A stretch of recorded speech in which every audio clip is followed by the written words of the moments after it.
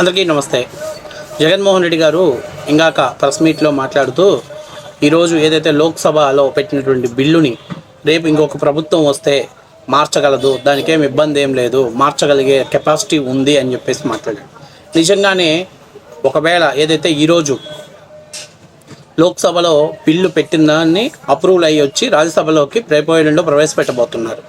ఒకవేళ లోక్సభ రాజ్యసభలో ఆమోదం పొందినటువంటి బిల్లుని జగన్మోహన్ రెడ్డి గారు ఒకవేళ 2029లో ఆంధ్రప్రదేశ్ ముఖ్యమంత్రి అయితే బిల్లు మార్చగలుగుతాడా అనేటువంటి దాని మీద ఇప్పుడు మనం చర్చ జరుపుకుందాం. ఇక్కడ చాలా ముఖ్యమైన విషయం ఏంటంటే జగన్మోహన్ రెడ్డి గారు వైసీపీ పతనానికి కారణం అమరావతి రైతులు. ఇది వాస్తవ విషయం. అమరావతి రైతుల మీద గత 5 ఏళ్లుగా జగన్ చేసినటువంటి విధ్వంస కాండ అది ఎంత చెప్పినా కూడా అది మాటలకు అందనటువంటి ఒక బాధ. అయితే 2024 జరిగిన సార్వత్రిక ఎన్నికల్లో వైసీపీ ప్రభుత్వం 175 కొడతాం సీట్లు అని చెప్పి ఢంకాలు పలికితే ఆంధ్రప్రదేశ్లో ప్రజలు వాళ్ళకి 11 సీట్లు మాత్రమే ఇచ్చారు. ఎందుకంటే ముందు జగన్మోహన్ రెడ్డి గారు 2022లో బడ్జెట్ సమావేశాలలో 3 రాజధానులు ప్రతిపాదిస్తూ ఒక బిల్లును తీసుకొచ్చాడు. ఆ బిల్లుని ఆయనకు ఉన్నటువంటి 151 మంది మెజారిటీతో ఉన్నటువంటి ఆ బిల్లుని ఆమోదించడం జరిగింది. అయితే ఆ బిల్లు శాసన మండలిలోకి వెళ్ళేసరికి ఆ బిల్లు వీగిపోవటం జరిగింది. అప్పట్లో జగన్మోహన్ రెడ్డి గారు ఉత్తర కుమారుని ప్రగల్భాలు పలికాడు. నేను తలుసుకుంటే శాసన మండలిని రద్దు చేస్తాను, శాసన మండలి లేకుండా చేస్తాను, ఈ శాసన మండలి మనకు అవసరం లేదు, ప్రభుత్వానికి అదనపు భారం అని చెప్పాడు. అయితే 2022 తర్వాత జరిగినటువంటి ఎమ్మెల్సీ ఎన్నికల్లో వైసీపీకి స్పష్టమైనటువంటి అంటే మెజారిటీ శాసన మండలిలో వచ్చేటువంటి అవకాశం, ఎమ్మెల్సీలు వచ్చేటువంటి అవకాశం ఎక్కువగా ఉంది. సో ఆ అవకాశం ఉండటంతో జగన్మోహన్ రెడ్డి గారు శాసన మండలిని రద్దు చేయలేదు. ఆ తర్వాత ఆయనకు అనుకూలమైనటువంటి ఎమ్మెల్యేలందరినీ కూడా ఆ ఎమ్మెల్సీలను కూడా ఆయన ఎమ్మెల్సీగా నియమించుకున్నాడు.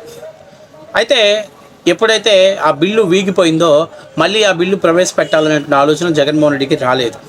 జగన్మోహన్ రెడ్డి గారు చేసింది బిల్లు 3 రాజధానులను ప్రతిపాదిస్తున్నటువంటి బిల్లు శాసన సభలో ప్రవేశపెట్టి శాసన మండలిలో ఆమోదించుకున్నట్లయితే దాన్ని లోక్సభకు పంపిస్తారు. అక్కడ లోక్సభ రాజ్యసభ ఏ నిర్ణయాలు తీసుకుంటాయో అనేటువంటిది మనం చూడాల్సిందే. అప్పట్లో అమరావతి రైతులు ఈ బిల్లు మీద హైకోర్టుకు వెళ్ళటం జరిగింది. హైకోర్టు ఈ బిల్లు నిలుపుదల చేస్తూ ఒక స్టే ఇవ్వటం జరిగింది. సో మొత్తం మీద అన్ని రకాలుగా జగన్మోహన్ రెడ్డి గారిని ముందర కాళ్ళ బంధం వేసి ఆ నిలువరించడంలో అమరావతి రైతులు విజయం సాధించారు. అయితే ఇప్పుడు ఈరోజు కొత్త ప్రభుత్వం వచ్చిన తర్వాత అమరావతిని ఊపు అందుకోవాలి, అమరావతి పనులు ఊపు అందుకోవాలి, ఆంధ్రప్రదేశ్ రాజధాని ఒకే రాజధాని అది అమరావతి ఉండాలి అనేటువంటిది ఒక ప్రతిపాదన ఆంధ్రప్రదేశ్ ప్రజలు మ్యాండేటరీగా 2024 ఎలక్షన్స్లో తీర్పు ఇచ్చారు. అయితే ఈరోజు చంద్రబాబు గారి ప్రభుత్వంలో రాష్ట్ర ముఖ్యమంత్రి వర్యులు డిప్యూటీ సీఎం గారి ఆధ్వర్యంలో ఏదైతే తీర్మానాన్ని జగన్మోహన్ రెడ్డి గారు బిల్లు ప్రవేశపెట్టాడు, కానీ చంద్రబాబు నాయుడు గారు తీర్మానాన్ని ప్రవేశపెట్టారు. ఏమని? ఆంధ్రప్రదేశ్కు రాజధాని అమరావతిని మీరు గుర్తించాలి, ఆ అమరావతికి కావలసినటువంటి సదుపాయాలు మీరు అందించాలి అని చెప్పేసి, అలాగే భవిష్యత్తులో ఎవరు వచ్చినా కూడా దాన్ని కదిలించకుండా ఉండే విధంగా ఒక తీర్మానాన్ని ఇవ్వాలి. తీర్మానాన్ని ఇచ్చి అసెంబ్లీలో 164 మంది ఎమ్మెల్యేలతో ఆ తీర్మానాన్ని ఆమోదించుకొని ఆ బిల్లుని లోక్సభకి పంపించడం జరిగింది. ఇప్పుడు ఏదైతే ఇక్కడ తీర్మానం చేశారో లోక్సభకు వెళ్ళినామంటే లోక్సభ దాన్ని బిల్లుగా తయారు చేసింది. ఆ బిల్లు ఏంటి? ఆంధ్రప్రదేశ్ విభజన చట్టం ప్రకారం ఆంధ్రప్రదేశ్కు రావాల్సినటువంటి నిధులు, అట్లాగే ఆంధ్రప్రదేశ్కు రాజధానికి ప్రభుత్వం కల్పించాల్సినటువంటి మౌలిక వసతులు, అంతేగాక రాజధాని నిర్మాణానికి కేంద్రం ఎంతవరకు సహాయం చేయగలదు, ఆ రోజు ఇచ్చినటువంటి మాటల ప్రకారం ఎంతవరకు సహాయం చేయగలవు, అలాగే ఆంధ్రప్రదేశ్కి ఒకే రాజధాని అది అమరావతి అనేటువంటిది ఇక్కడ బిల్లులో ఉన్నటువంటి మెయిన్ అంశాలు. సో ఇప్పుడు లోక్సభలో బిల్ పాస్ అయిపోయింది. ఈ బిల్లు తయారు చేసింది లోక్సభలో తయారు చేశారు. లోక్సభలో బిల్ పాస్ అయిన తర్వాత ఈ బిల్లు మళ్ళీ రాజ్యసభకు వస్తుంది. 2 రోజుల్లో రాజ్యసభలో ఈ బిల్లు ఆమోదం చెందినట్లయితే ఇది చట్టంగా తయారవుతుంది.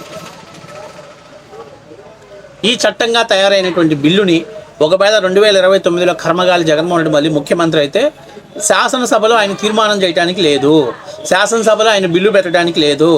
ఆయన కూడా ఆంధ్రప్రదేశ్కు 3 రాజధానులు ఉండాలి, కాబట్టి 3 ప్రాంతాలు అభివృద్ధి చెందాలనే ఉద్దేశంతో మేము 3 రాజధానులు ఉండాలని చెప్పేసి మేము తీర్మానం చేస్తున్నాం అని వాళ్ళ ఎమ్మెల్యేల చేత వాళ్ళు అక్కడ ఏదైతే ఆ తీర్మానాన్ని శాసనసభలో చేసి వాళ్ళు డైరెక్ట్గా లోక్సభకు పంపిస్తారు. కానీ ఇక్కడ లోక్సభ ఒప్పుకునిద్దే సచ్చినా ఒప్పుకోదు. ఎందుకంటే లోక్సభ ఒకసారి బిల్లు చేసిన తర్వాత ఆ బిల్లు మీద మళ్ళీ సవరణ చేసేటువంటి అధికారం లోక్సభలో చాలా తక్కువ టైమ్స్ ఉంటుంది, చాలా రిస్క్తో కూడుకున్నటువంటి పని. కాబట్టి ఆ బిల్లు ఒకవేళ 2029లో జగన్మోహన్ రెడ్డి గారు ముఖ్యమంత్రి వచ్చినా కూడా ఆ బిల్లు కదిలించాలంటే లోక్సభలో ఆమోదం చెప్పాలి, రాజ్యసభలో ఆమోదం చెప్పాలి. కానీ ఈరోజు లోక్సభ రాజ్యసభ రెండిట్లో కూడా కాంగ్రెస్ పార్టీ కూడా ఈరోజు అమరావతి రాజధానిగా కొనసాగించడం కోసం అని చెప్పి వాళ్ళు కూడా మద్దతు ఇచ్చారు, లోక్సభలో కూడా ఇచ్చారు. బహుశా భారతదేశ చరిత్రలో మొట్టమొదటిసారిగా ఒక బిల్లు మీద ఇరు పార్టీలకు సంబంధించినటువంటి వ్యక్తులు ఏకాభిప్రాయం రావటం కూడా బహుశా అమరావతి బిల్లే అని నేను అనుకుంటున్నాను. ఎందుకంటే ఏదో ఒక బిల్లు పెట్టేటప్పుడు ఎక్కడో ఒక లిటిగేషన్ ఎతకటం ప్రతిపక్షం బాధ్యత. కానీ ఈ అమరావతి బిల్లు మీద కాంగ్రెస్ ఎందుకు మాట్లాడలేదంటే ఈ రాష్ట్ర విభజనకు కారణం కాంగ్రెస్ కాబట్టి, కాంగ్రెస్ ఆ రోజు ఇచ్చిన మాట కాబట్టి తప్పనిసరిగా ఆ మాట నెరవేర్చాల్సిన బాధ్యత కాంగ్రెస్కి ఉంది కాబట్టి కాంగ్రెస్ ఈరోజు లేదు నేను అమరావతికి వ్యతిరేకం అని అంటే ఆంధ్రప్రదేశ్లోనే కాదు తెలంగాణలో కూడా కాంగ్రెస్ పరిస్థితి దారుణంగా తయారైంది కాబట్టి ఖచ్చితంగా ఇచ్చిన మాట నిలబెట్టుకోవాలి. కాబట్టి కాంగ్రెస్ కూడా అమరావతి రాజధాని కొనసాగించడానికి మాకు ఎలాంటి అభ్యంతరం లేదని చెప్పి మెజారిటీ తోటి బిల్ పాస్ చేయడం జరిగింది. ఇప్పుడు రేపు జగన్మోహన్ రెడ్డి గారు మళ్ళీ ఈ బిల్లు అమెండ్మెంట్ తీర్మానాన్ని చేసి లోక్సభకు పంపిస్తే అక్కడ దీన్ని యాక్సెప్ట్ చేస్తారా, రిజెక్ట్ చేస్తారా అనేది చూడాలి. ఒకవేళ యాక్సెప్ట్ చేస్తే అప్పుడు ప్రభుత్వాల యొక్క విశ్వసనీయత దెబ్బతింటుంది. కాబట్టి సాధ్యమైనంత వరకు రేపు ఏ ప్రభుత్వం అయినా కానీ దాని మీద మాత్రం అసలు ఎటువంటి చర్యలు తీసుకోరు. కాబట్టి జగన్మోహన్ రెడ్డి గారు ఇక పకటి కళ్ళగంటం ఉత్తమం. కాబట్టి ఆయన ఏమంటున్నాడంటే బిల్లు మేము మారుస్తామంటున్నారు. శాసనసభలో చేసినటువంటి బిల్లు కాదు మీరు మార్చడానికి, లోక్సభలో చేయబడినటువంటి బిల్లు అది. కాబట్టి నువ్వు ఆమోద ముద్ర అయినటువంటి లోక్సభ బిల్లుని మళ్ళీ నువ్వు మార్చాలంటే లోక్సభలో రాజ్యసభలో 2 చోట్ల ఆమోద ముద్ర పొంది రాష్ట్రపతి గారి ఆమోద ముద్ర పొందిన తర్వాత అది బిల్లుగా మారేటువంటి అవకాశం ఉంటుంది. అంటే సెంట్రల్ గవర్నమెంట్ చేసినటువంటి చట్టం అది. సెంట్రల్ గవర్నమెంట్ చేసినటువంటి చట్టాన్ని నీకు రేపు ఆంధ్ర రాష్ట్రంలో మహా అయితే 10-12 మంది ఎంపీలు గెలిస్తే ఆడిపోయి కేంద్రానికి పోయి నువ్వు పీకేది ఏం లేదు. కాబట్టి జగన్మోహన్ రెడ్డి గారు కూడా తెలుసుకోవాల్సింది ఏంటంటే ఇక అమరావతి ఎంట్రుగా కూడా పీకలేవు. ఇది వాస్తవ విషయం. అమరావతి చాప్టర్ ఇక ఆంధ్రప్రదేశ్కు చట్టబద్ధమైనటువంటి రాజధాని, దాన్ని నాశనం చేయాలని చూసినటువంటి మీరు ప్రతిసారి వైసీపీ పతనం అడుగులోకి వెళ్ళింది, వైసీపీ రూపురేఖలు లేకుండా పోయింది. అమరావతి మహిళల ఉసురు తగిలి 151 సీట్లు ఉన్నటువంటి మీ పార్టీ 11 సీట్లకు వచ్చింది. ఇప్పటికి కూడా ఇంకా సిగ్గు లేకుండా మేము రేపు వస్తే చట్టాలను మార్చవచ్చు, ఇబ్బంది ఏం లేదు. చట్టం మార్చడానికి చాలా పకడ్బందీగా చంద్రబాబు నాయుడు గారు తయారు చేశారు. ఈ చట్టం చేయడం ద్వారా ఏమవుతుందంటే రేపు అమరావతి చుట్టుపక్కల భూముల రేట్లు పెరిగేటువంటి అవకాశం ఉంటుంది, రియల్ ఎస్టేట్ ఊపు పెరిగేటువంటి అవకాశం ఎక్కువ ఉంటుంది, కన్స్ట్రక్షన్ స్పీడ్ పెరిగేటువంటి అవకాశం ఎక్కువ ఉంటుంది.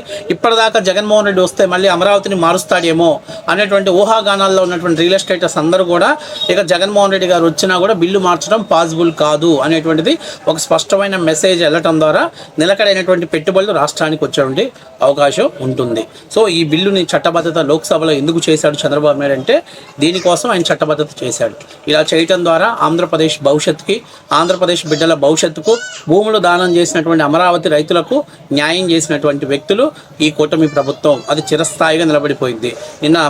ఈరోజు లోక్సభలో మాట్లాడుతూ అంటే ఆంధ్రప్రదేశ్ ఎంపీలు భావోద్రేగానికి లోనయ్యారు. ఒక చారిత్రాత్మకమైన ఘట్టంలో మేము భాగస్వాములైనందుకు మా జన్మ ధన్యమైపోయిందని చెప్పి. కానీ మిథున్ రెడ్డి, అవినాష్ రెడ్డి లాంటి వాళ్ళే పాపం కొద్దిగా కారాలు మిరియాలు అన్కంఫర్ట్ జోన్లో కూర్చున్నారనేది వాస్తవ విషయం. వాళ్ళు వైసీపీ వాళ్ళు బాయ్కాట్ చేశారు. ఉన్నది 4 ఎంపీలు, ఉన్నా ఒకటే ఊడినా ఒకటే. మీ 4 ఎంపీలు కూడా పీకేదే ఉంది, ఏం లేదు. కాబట్టి మీ చాప్టర్ క్లోజ్ అయిపోయింది. ఇంకా అమరావతిని ఎవ్వరు మార్చడం కుదరదు.